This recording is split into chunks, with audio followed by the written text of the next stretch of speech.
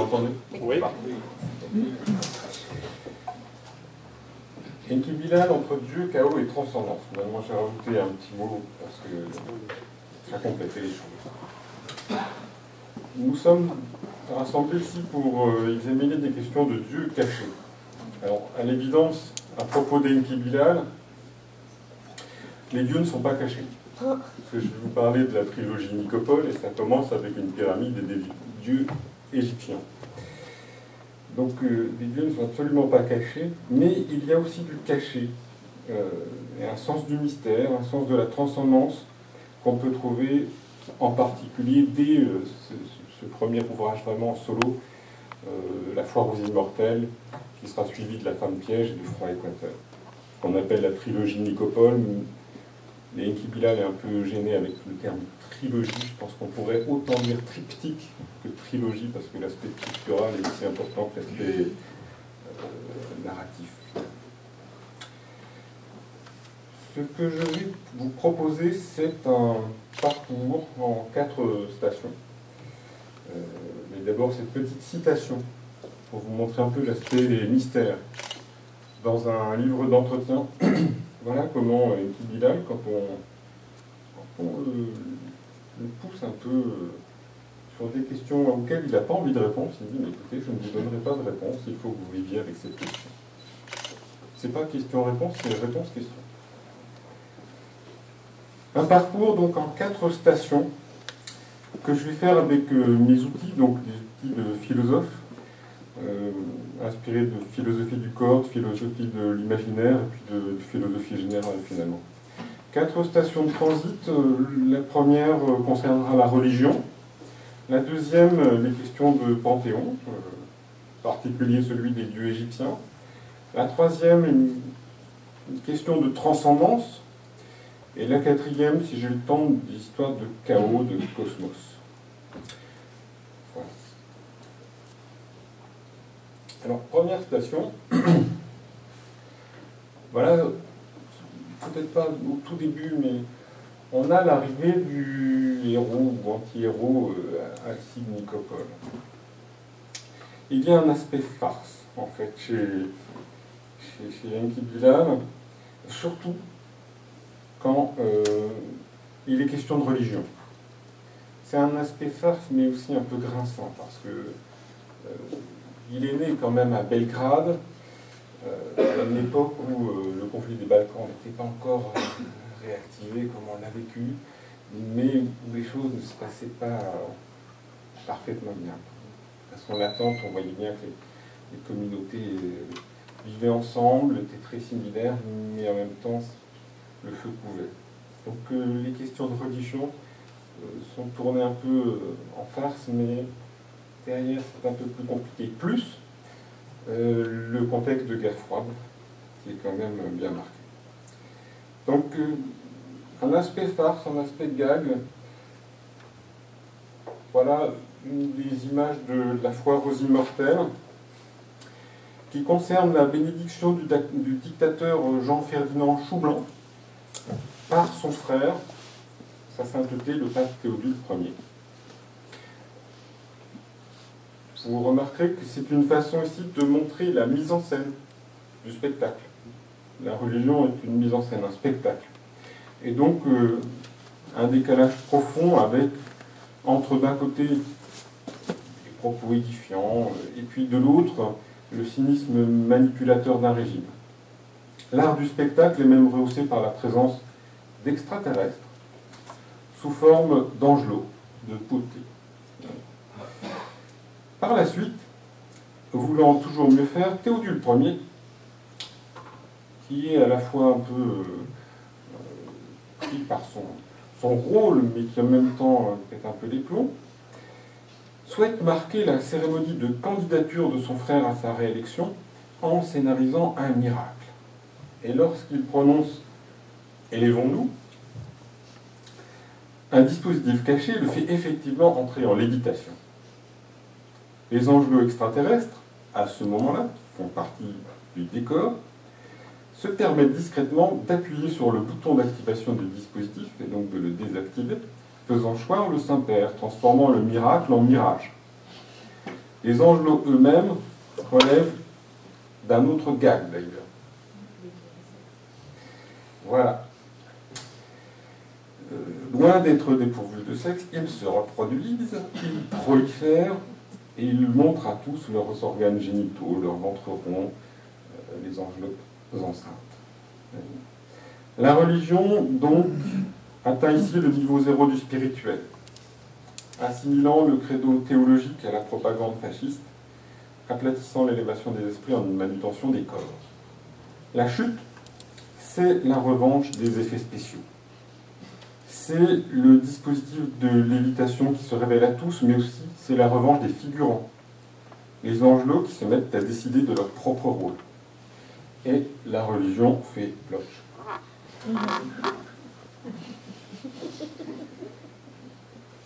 Donc on a un ressort qui est franchement dans le grotesque, pour montrer la manipulation. Bon. Alors deuxième station, cette fois-ci l'histoire de ces dieux égyptiens, où on est finalement entre jardin zoologique et jardin théologique. Voilà. Et comme on est à Paris, j'ai mis métro-pyramide ou allez-y. Si la religion est tournée en ridicule, le rapport au divin est néanmoins manifeste chez Enki Bilal avec une fascination. Ceci dit, c'est une fascination plus esthétique que spirituelle, quoique les deux se confondent un peu chez Bilal. C'est la même fascination esthétique qu'il peut avoir pour les animaux, par exemple. C'est une façon à la fois esthétique, mais aussi un peu spirituelle. La foire aux immortels met en présence un contraste classique entre une humanité sujette à toutes les imperfections, difformités, maladies, mort, et un groupe d'immortels empruntés au panthéon égyptien. L'opposition est aussi figurée verticalement entre les bas-fonds d'un Paris déliquescent et cette pyramide, suspendue dans les airs, un peu plus haut que la tour Eiffel. Toutefois, si l'axe entre le céleste et le terrestre structure la pensée, il faut néanmoins ajouter que ces dieux égyptiens sont à ce moment-là bloqués au-dessus de Paris, faute de carburant. Là, vous avez le dépôt de carburant en dessous. Ils attendent. Et leur commande est trop importante, donc Jean-Pierre Dunant-Choublon ne souhaite pas leur livrer du carburant, surtout gratuitement, puisqu'ils ne connaissent pas les valeurs monétaires. Ils ne connaissent que les valeurs éternelles. Donc finalement, les dieux qui devraient être les maîtres de l'essence des choses sont en panne d'essence. Et l'humour d'Enki Bilal relève vraiment de l'ironie, c'est tellement gros que ça relève aussi du gag, ce dont il a parfaitement conscience d'ailleurs. Il s'en explique dans ses entretiens avec Onodibio. L'idée initiale de la trilogie triptyque Nicopole, c'était de faire quelque chose autour d'un homme un peu déphasé, décalé, errant comme lui, et d'une femme courageuse comme sa mère, finalement. Mais très tôt vient cet élément d'étrangeté, cette histoire de pyramide. Alors voilà ce qu'il dit. Je voulais parler de la misogynie d'une société en commençant à préparer un personnage de femme, un personnage fort, qui sera un contrepoids à cette société mâle, mais qui sera absent au début de l'histoire. C'est pour ça qu'il n'y a aucune femme, sauf dans les dernières planches, dans la foire aux immortels. Elles sont reléguées dans le centre des reproductrices. Je fabrique un univers politique bipolaire, dit-il, globalement la situation des années 80, puisqu'il s'agit de deux blocs, de deux idéologies qui s'affrontent, et puis je laisse venir les idées les plus farfelues, dont celle qui va s'imposer, cette pyramide immobilisée au-dessus de Paris pour cause de manque de carburant. Une situation absurde. Onodibio lui dit, oui, parce qu'on imagine mal un dieu faisant la queue à la pompe à essence.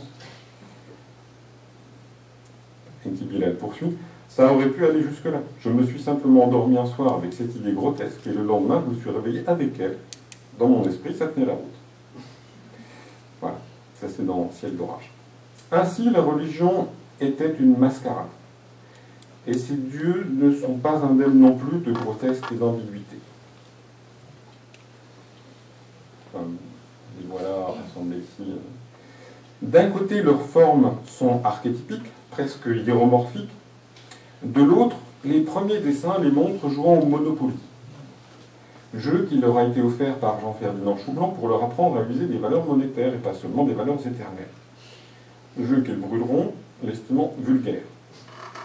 D'un côté, ils ont la splendeur marmoréenne des statues de pierre dressées pour l'éternité. Il y a un effet de texture, ils adorent les textures. Donc, on a l'impression d'avoir des corps de pierre. Et d'un autre, leurs corps ont aussi une souple puissance. D'un côté, ils jouissent de pouvoirs surnaturels, d'un autre, ils ne maîtrisent qu'imparfaitement, très imparfaitement, le cours des choses. D'un côté, ils peuvent se métamorphoser en animaux, comme en totem. De l'autre, ils vivent des relations de couple très humaines, comme lorsqu'on voit Anubis enlacer Bastet enceinte. Une image du bonheur conjugal. Au final, ils sont à mi-chemin de la mythologie et puis de ce qu'on pourrait appeler une image de jeunes beaux individus d'une jet-set intergalactique égyptienne.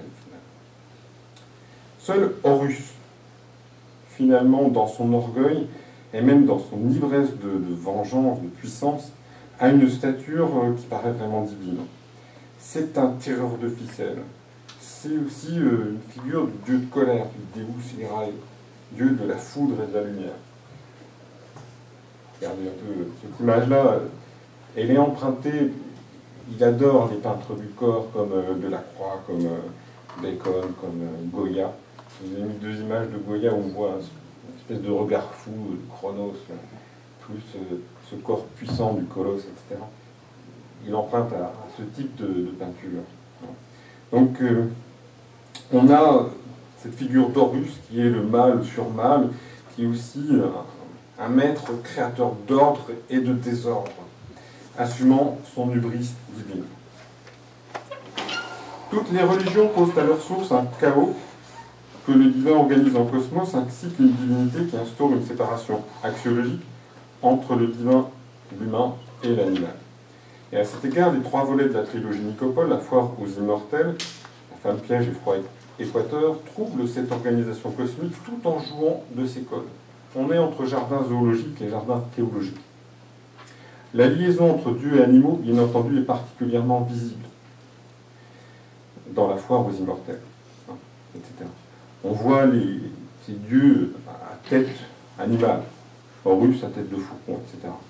Le glyphe égyptien pour signifier la divinité, d'ailleurs, est un faucon sur son perchoir, donc animal, dieu, etc.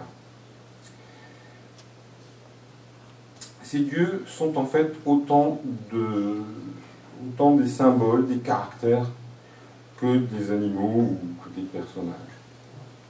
A l'inverse, les animaux peuvent aussi, sous le dessin d'Enkidu, devenir des caractères et des puissances. Froid Équateur les met vraiment beaucoup en avant. De même, enfin, l'être humain ne pouvait pas rester indemne de ces transits verticaux entre animalité et divinité. Nicopole, qui est investi par Horus, est d'abord possédé, comprimé, puis rétabli un modus vivendi dans la femme piège, ce qui lui permet d'être un enthousiaste au sens étymologique, ce qui lui confère aussi des pouvoirs. À la fin de la trilogie, voilà comment il discute à un moment d'homme à Dieu, donc une relation très horizontale. C'est un peu étonnant dans un salon. Horus s'est un peu calmé d'ailleurs sous cette volonté de discuter. Et de l'autre, la relation à l'animalité est aussi présente.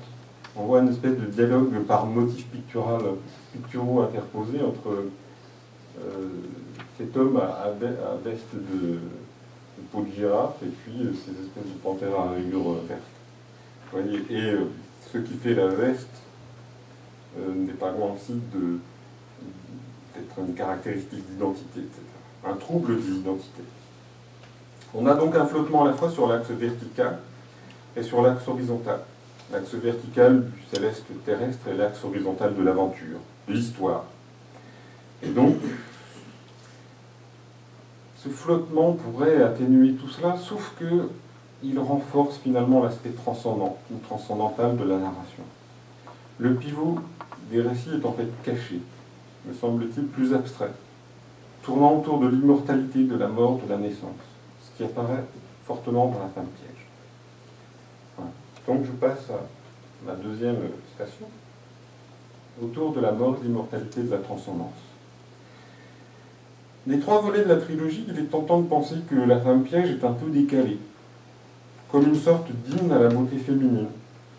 Parce qu'Enki Bilal, finalement, a une passion pour le dessin des corps féminins.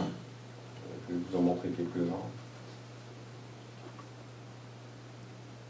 On est aussi dans des figures qui reprennent aussi un peu la statuaire religieuse. Ça me fait penser à une Pietà, par exemple, inversée. Il ne dédaigne pas aussi peindre vraiment, presque par plaisir, les figures de la féminité, une femme au miroir se maquillant. Une sorte de passion pour la féminité. Il ne dédaigne pas non plus aussi peindre la virilité. Alors, on a un Horus qui est très puissant. Plus mal que mal. Pour autant, le plaisir du dessin et la beauté des images n'est pas ici hors sol, hors scénario, comme un pur plaisir valant pour lui-même. Il s'appuie et il appuie une méditation silencieuse sur la mort, sur l'amour, sur la genèse. Et je voudrais montrer cela. La première idée qui a trotté à l'esprit d'Enki Bilal, comme je vous l'ai dit tout à l'heure, avant même celle de la pyramide des dieux égyptiens, c'est de mettre en avant un personnage de femme fort, qui serait un contrepoids à une société mâle. Et personnage qui sera absent au début de l'histoire. C'est cette idée qui l'a conduit d'abord à camper une société machiste, pour mieux faire apparaître par contraste Gilles et son indépendance. Bon.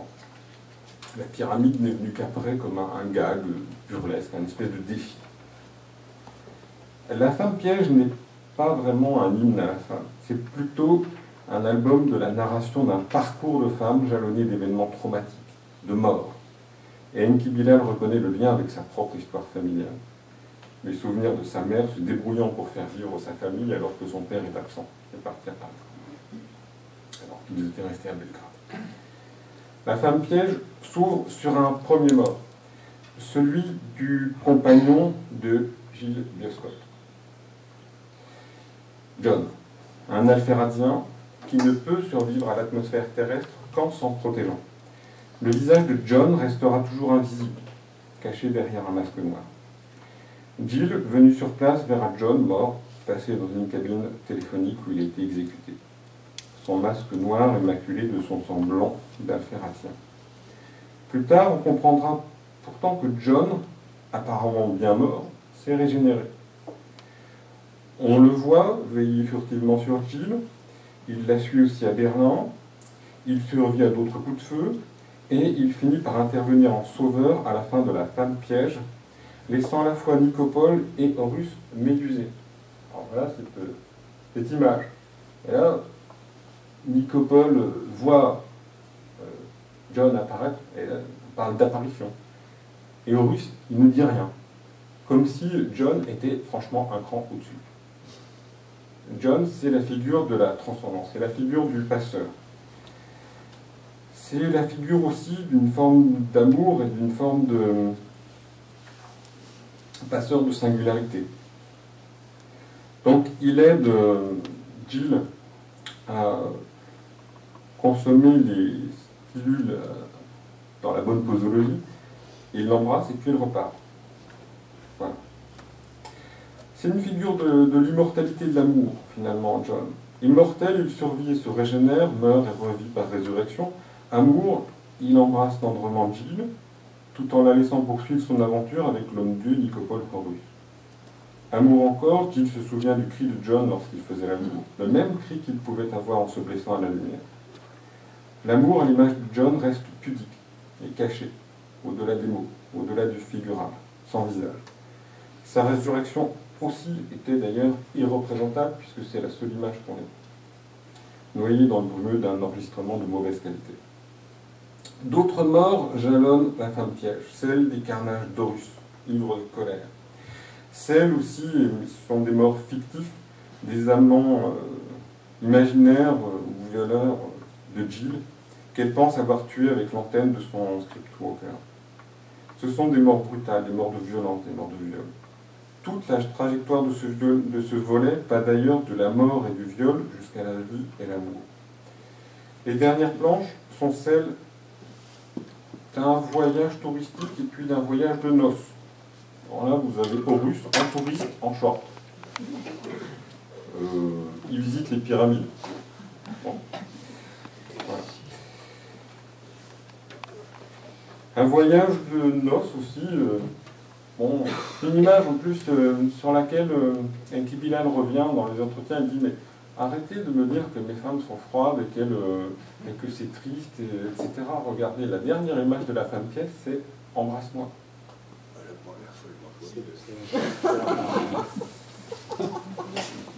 Chacun peut avoir ses appréciations. Alors, prise sous un autre angle d'approche, la femme piège est complémentaire de la foire aux immortels. Le premier mettait en scène une société dictatoriale qui avait enfermé les femmes comme reproductrices, alors que par contraste, la femme piège met en avant les femmes, et surtout Jill. Enki Bilal ne cache d'ailleurs pas son féminisme, refusant que ces femmes aient le rôle auquel elles se cantonnaient souvent dans la bande dessinée à l'époque, un rôle du stéréotype de faire-valoir sexuel. Alors que